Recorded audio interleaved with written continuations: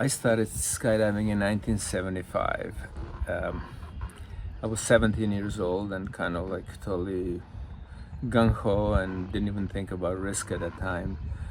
But I do remember in the middle of the first jump course, it dawned on me like what if parachute doesn't open? Like I never thought of it until then. So I was like, oh my God. So I asked my instructor in one of the breaks, and I asked him, hey, what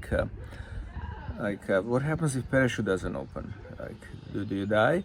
And he was like this kind of gruff, rough ex-military. He kind of looked at me and then he said, kiddo, we are a little bit crazy, but we're not stupid. We always have two parachutes on our back. And so that kind of put me at ease, but still kind of that whole how safe is skydiving question continued to linger. And not really until a lot later that I completely relaxed about it and started trusting the whole thing. So first of all, equipment. Back then we were jumping military surplus equipment, like terrible stuff and everything. And so fast forward all these years, 40 something years, now we have state-of-the-art equipment. We have technology has improved, materials are completely different. We know so much more about it, designs change and everything. So we have, besides two parachutes, we have also automatic activation device and some other backups to where equipment became non-issue.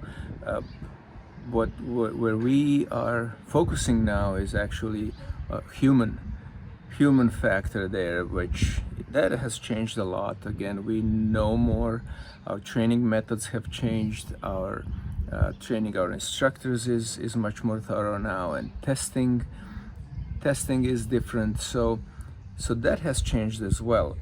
To put it in statistics, you would have to make 500,000, 500,000 jumps to actually die skydiving. That's what the statistics are showing. And when you think about it, like I am one of the most experienced guys in the country. I have 18,000 jumps.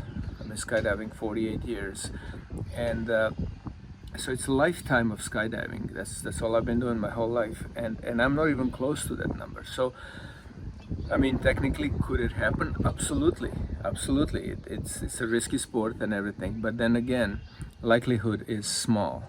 That gives me personally that sense of this is okay. This risk is worth it, because what I'm getting out of it, it's just totally worth the risk.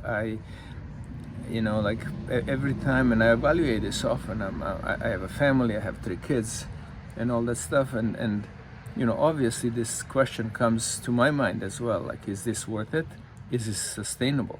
And my answer is yes. Obviously, I'm doing it for so long now, and everything, and I'm still in great shape. So, is it worth it? Absolutely. In my mind, it's worth the risk, because that sense of accomplishment, that sense of freedom that you get when you're doing this, you cannot experience that doing anything else. You can go and sail the oceans, and you can go and scuba dive and climb the mountains, and all that is fun and it's great. But what experience that you get jumping out of the airplane, you can't get anywhere else.